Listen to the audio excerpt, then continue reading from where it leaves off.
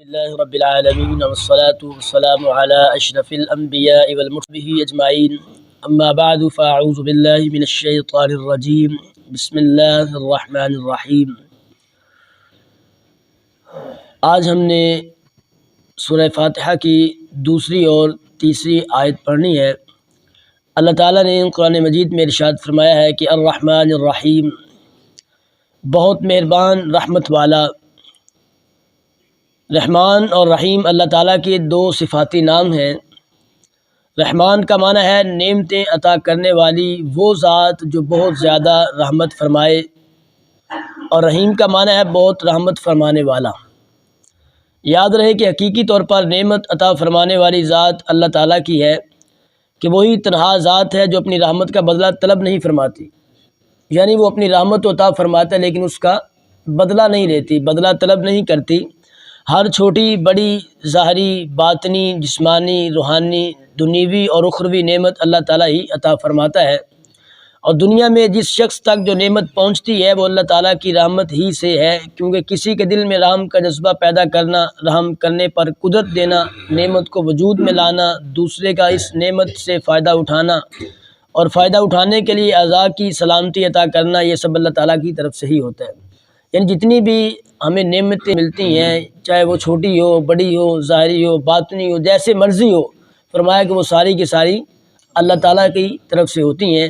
کیونکہ اللہ تعالیٰ ان اللہ علی کل شیء قدیر، بے شک اللہ تعالیٰ ہر چیز پر قادر ہے، وہ قدرت رکھنے والا ہے۔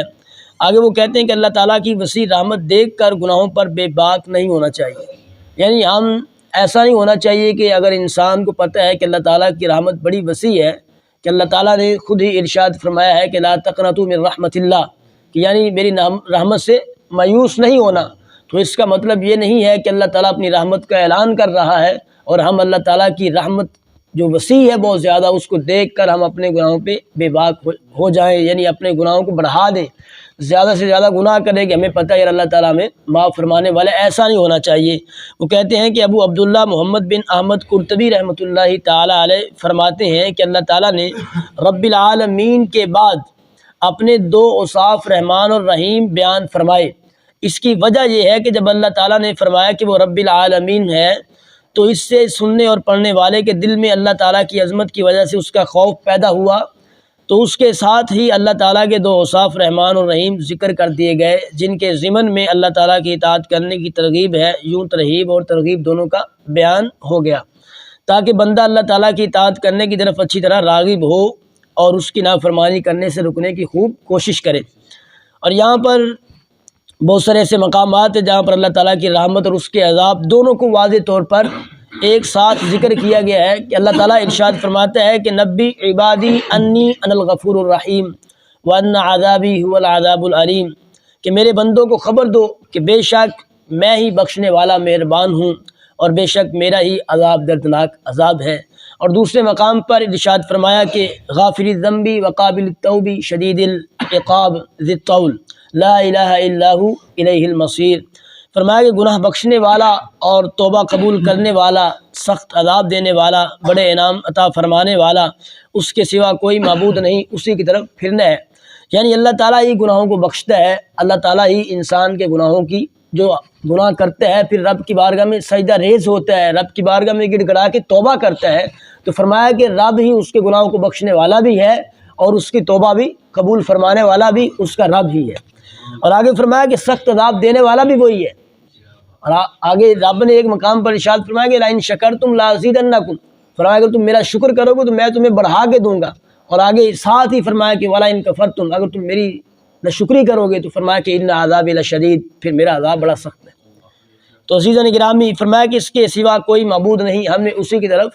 پھرنا ہے۔ جب کوئی انسان چلا جاتا ہے تو ہم اس کے لیے پاک کیا پڑھتے ہیں کہ انا للہ و انا الیہ راجعون، یعنی ہم اللہ تعالیٰ کے لیے، یعنی اسی کی طرف سے ہم آئیں اور اسی کی طرف ہم نے لوٹ کے جانا ہے، اسی کی طرف ہم نے پھرنا ہے، اس کا مطلب یہ ہوتا ہے۔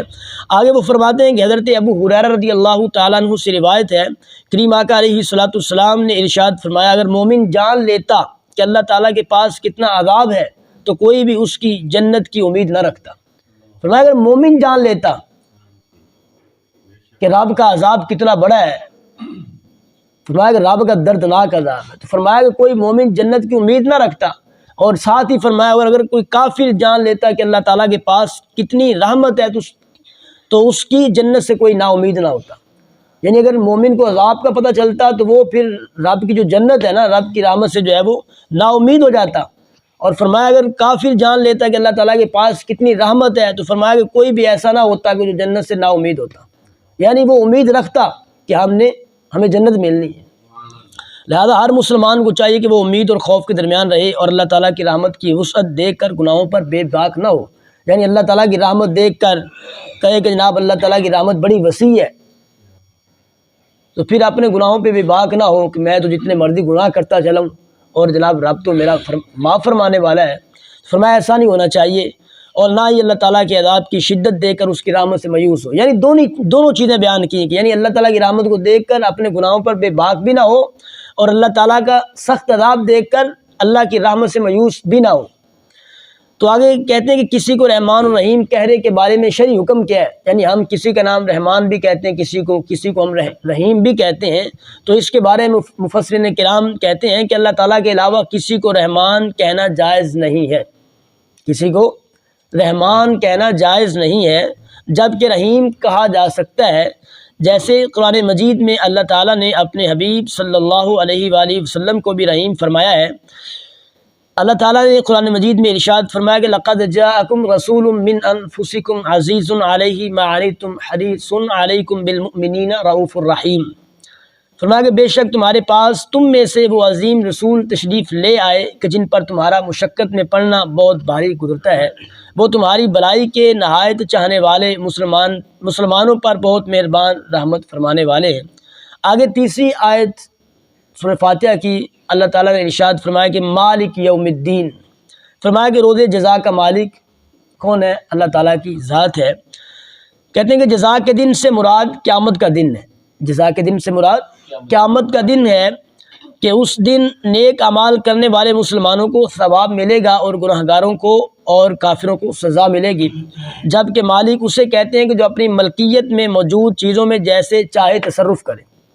یعنی ملکیت جو مالک ہوتا ہے نا، فرمایا کہ وہی اس کی ملکیت ہوتی ہے، وہ جیسے چاہے وہ تصرف کرے۔ اللہ تعالیٰ اگرچہ دنیا و آخرت دونوں کا مالک ہے، لیکن یہاں قیامت کے دن کو بطور خاص اس لیے ذکر کیا گیا ہے تاکہ اس دن کی اہمیت دل میں بیٹھے، یعنی یہ جو مالک یوم الدین ہے نا، فرمایا کہ روز جزا کا مالک وہی اللہ تعالیٰ کی ذات ہے، اور یہاں پہ کہتے ہیں کہ قیامت کے دن کی بات کی جا رہی ہے، حالانکہ دونوں جہان کا مالک کون ہے؟ وہ اللہ تعالیٰ کی ذات ہے، یعنی دنیا کا بھی مالک اللہ تعالیٰ ہے، آخرت کا بھی مالک اللہ تعالیٰ ہے۔ وہ کہتے ہیں کہ لیکن یہاں پہ قیامت کے دن کو بطور خاص اس لیے ذکر کیا گیا ہے تاکہ انسان کے دل میں اس کی اہمیت بیٹھ جائے، یعنی اس کا مقام و مرتبہ کیا ہے، اس کی عظمت و شان کیا ہے۔ تو کہتے ہیں کہ نیز دنیا کے مقابلے میں آخرت میں اللہ تعالیٰ کے مالک ہونے کا ظہور زیادہ ہے، یعنی دنیا میں تو مالک ہے ہی، لیکن آخرت کے اندر رب کا مالک ہونا وہ زیادہ جو ہے وہ ظاہر ہے، ظہور زیادہ ہے اس کا، کیونکہ اس دن کسی کے پاس ظاہری سلطنت بھی نہ ہوگی۔ یعنی دنیا کے اندر تو انسان کسی چیز کا مالک ہوتا ہے نا، اس کے پاس مکان ہے، کوٹھیاں ہیں، بنگلے ہیں، گاڑیاں ہیں، یعنی اس کی ملکیت ہوتی ہے، وہ کسی دوسرے کو نہیں دیتا، اگر کوئی مانگتا بھی ہے تو اس سے اجازت لے کر مانگتا ہے کہ جناب یہ چیز مجھے چاہیے، تو اس کی ملکیت ہوتی ہے نا۔ تو کہا کہ اس لیے یہاں پہ قیامت کا ذکر فرمایا گیا بطور خاص کہ اس دن کسی کی ملکیت نہیں ہوگی، ملکیت ہوگی بھی تو وہ رب تعالیٰ کی ملکیت ہوگی۔ تو کہتے ہیں کہ اس دن کسی کے پاس ظاہری سلطنت بھی نہ ہوگی جو اللہ تعالیٰ نے دنیا میں لوگوں کو عطا فرمائی تھی، اس لیے یہاں خاص طور پر قیامت کے دن کی ملکیت کا ذکر کیا گیا ہے۔ اللہ تعالیٰ ہم سب کا حامی و ناصر ہو، اور ہم سب کو اللہ تعالیٰ جو ہے وہ گناہوں سے بچنے کی توفیق نصیب فرمائے اور ہماری کامل بخشش فرمائے۔ وما علیہ